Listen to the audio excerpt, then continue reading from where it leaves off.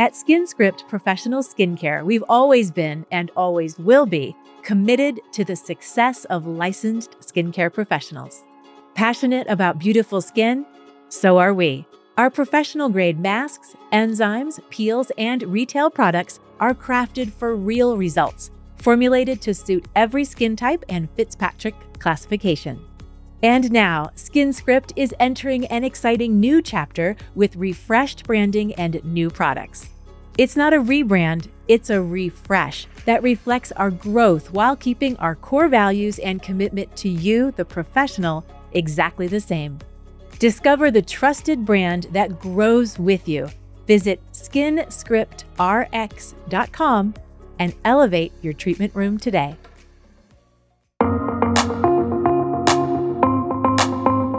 Hello and welcome to ASCP and the Rogue Pharmacist with Benjamin Fuchs. In each episode, we will explore how internal and external factors can impact the skin. I'm Maggie Stasek, ASCP's Program Director, and joining me is Ben Fuchs, skincare formulator and pharmacist. Hey, Ben. Hello, Maggie. Ben, can you explain what's really happening in the skin during the healing phase after aesthetic treatments like peels or microneedling? It's the same as exercise. When you stress a living system, if everything is correct and the living system has what it needs to repair the stress, you get growth. And that's kind of an interesting idea because we have this sort of misunderstanding of stress. And you hear this all the time, Maggie, you're stressing too much. Stop, relax, stop stressing. When do you have the least amount of stress? I don't know how to answer that. Guess, just take a wild guess. When do we have the least amount of stress? When I'm holding my glass of wine. I know a time when you have even less stress than that. When's that? When you're dead. Oh. There's no stress when you're dead. Yeah. Because stress is associated with life. That's what I'm saying. No stress when you're dead. The only time you don't have stress. Stress is part of life. It's how we grow. It's how we thrive.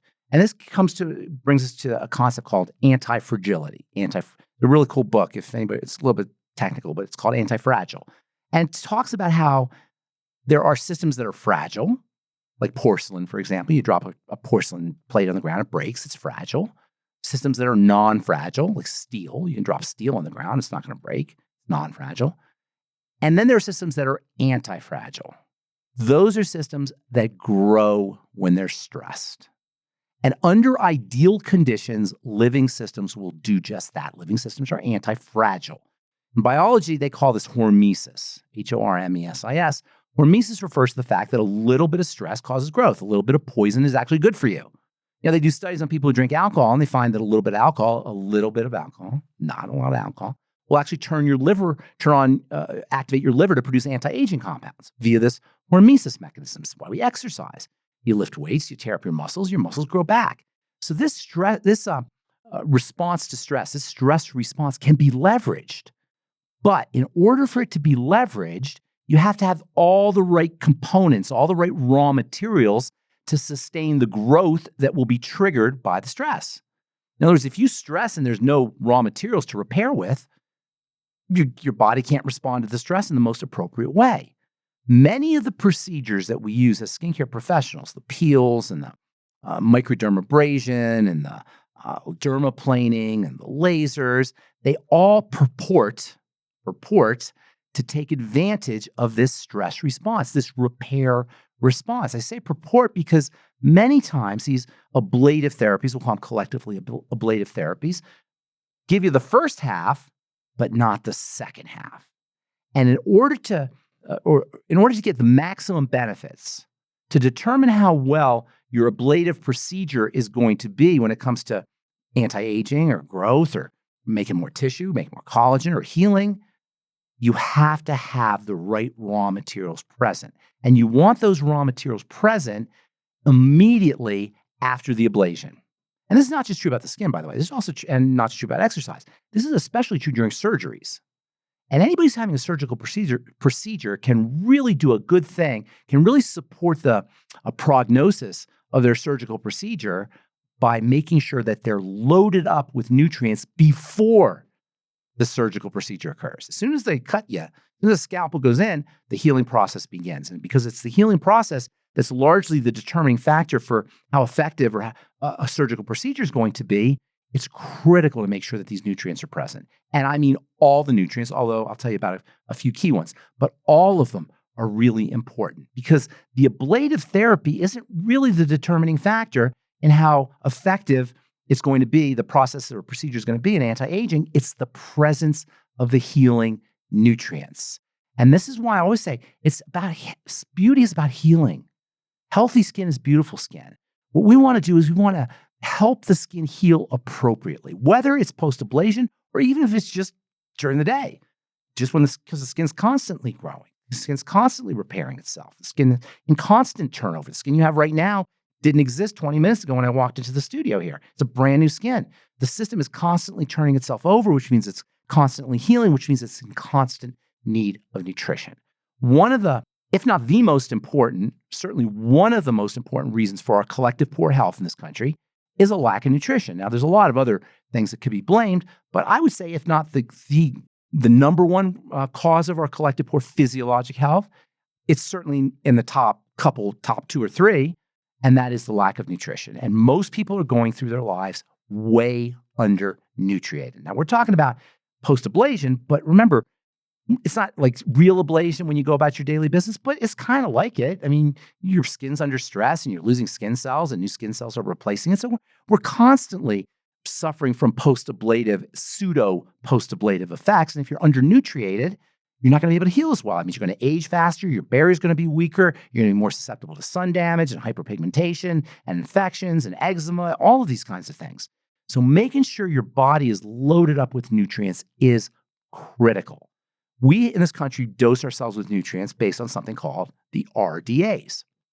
What does the RDA stand for? Recommended dietary allowance. No, it stands for the ridiculous deficiency allowance. Darn it, Ben. I was hoping for an A. No, you don't get an A. Actually, that's what everybody says, and you're technically right. I call it the ridiculous deficiency allowance. And the reason I say that is because most of us are going through life thinking we're getting enough nutrients because we're following the RDAs. We take a multiple vitamin, or sometimes we'll take a couple multiple vitamins, or maybe we'll supplement, but it's all based on the RDAs. The RDAs are there to keep you from having a disease, which is great. You don't want a disease, but they're not enough to keep you maximally healthy. And because the skin is constantly turning itself over, not to mention if you have an ablative therapy, it's absolutely critical that you have mega doses of certain nutrients, not just RDA doses. The RDAs are great to keep you out of the hospital, but they're not great to keep your skin beautiful and to keep your body vibrant and healthy. So you got to know how to supplement correctly internally. And I talk about that a lot. And if you go online and look at my work, you'll see most of the things I talk about are internal nutrition. And when it comes to the skin, the fatty nutrients are the most important, vitamins A and D particularly, but also to a certain extent, vitamins E and K, and fat-soluble vitamin C, and as we've talked about earlier, minerals, the ionic minerals. But all the nutrients are going to be very important. And the more stresses you put on your body internally, the more drugs you're taking, the more alcohol you're drinking, the more processed foods you're eating, the more nutrients you need, and especially for the skin. But if you have after post-ablation and post-wounding, if you will, it's extra important because, as we said earlier, it's not the wounding that gets you the benefits, it's the healing that gets you the benefits. So encouraging healing is very important. There's no drugs that can encourage healing, very little herbs that can encourage healing, but nutrients can do it. And that's why taking your nutrients internal is so important. And that's why using nutrients topically is so important. And that was my epiphany when I was in my compounding pharmacy. And this is how I developed all my theories, was from the compounding pharmacy because I was dealing with burns. And the first thing I thought of, because I knew about nutrition internally, I was an athlete and I studied nutrition in pharmacy school and was really fascinated with nutrition even before I went to pharmacy school. My epiphany was we should be using them topically. The most important ingredients for the skin are the essential nutrients. More important than herbs, more important than peptides, more important than growth factors, more important than drugs, more important than anything that you'll find produced by a standard cosmetic company or a drug company is the essential nutrients. The vitamins, the minerals, the fatty acids, and the amino acids applied topically. And if you're not applying topical nutrients on your skin on a regular basis, forget after a procedure, you're completely missing the boat on anti-aging skincare. But topically, when the skin has been burnt, when it's been traumatized, or when you've had some kind of therapy that's been done in a doctor's office or salon or spa, you have a golden opportunity to dose the skin with nutrients where the skin will absorb nutrients like a dry sponge sucks up water, right? After you come home from the gym, when you're working out, That's when you want to do your nutrients. Why? Because your muscles are in a deficiency state. Your body's in a deficiency state. And under deficiency states, the body and the skin and the tissue will suck up nutrients like a dry sponge sucks up water. Likewise, post-ablative therapy. After your ablative therapy, you have a window of opportunity to dose the skin with nutrients. And it doesn't have to be a full-blown ablative therapy. It could be just using a glycolic toner at home or glycolic cleanser at home. You have this window of opportunity to put nutrients on the skin, particularly your fatty nutrients, A and D especially, C, fat-soluble vitamin C, minerals. After you wound the skin, flood the system with topical nutrients. Not only will you accelerate the healing process, but you'll optimize the benefits from the hormesis or the hormetic or the stimulating wound healing procedure that you did with your home glycolic or your salon treatments. I have 2 questions for you. First, because the skin is constantly turning over, if you're quote unquote dosing, let's say, once a week, I'm going to apply this great serum. That's not enough, right? Because your skin has already lost that and turned it over. Absolutely. No, your skin is burning through nutrients. In fact, next to the digestive system, no other tissue in the body, maybe the brain, is burning through nutrients faster than the skin, obviously because it's constantly turning over and it's on the outside of the body. And then, in your opinion, instead of these advanced treatments, do you think it is possible to quote unquote wound the skin simply with topical treatments and then topically apply nutrients back? In other words, could I forego peeling my skin or microneedling my skin and exercise or quote unquote wound it just with topical products? Can you get the benefits of topical nutrients without wounding the skin, is what you're saying? The benefit of, the exercise with a topical product. No, topical nutrients are not going to give you the benefits of topical wounding. Topical wounding is necessary to turn on anti-wounding, which is healing, which is anti-aging. So we want to leverage this healing process, and the best way to leverage it is to wound the skin. Now, it's a fine line because you don't want to overwound. If you overwound, you put too much stress on the system, then you can run into a problem. You want to find that sweet spot of wounding. Can I wound my skin with a topical product opposed to a treatment? Like just a regular topical product? Mm-hmm. Like an alpha hydroxy acid product? Heck yes. Absolutely, you should.